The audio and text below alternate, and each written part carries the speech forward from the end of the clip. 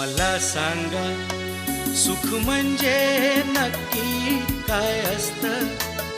मला सांगा सुख म्हणजे नक्की काय असतं.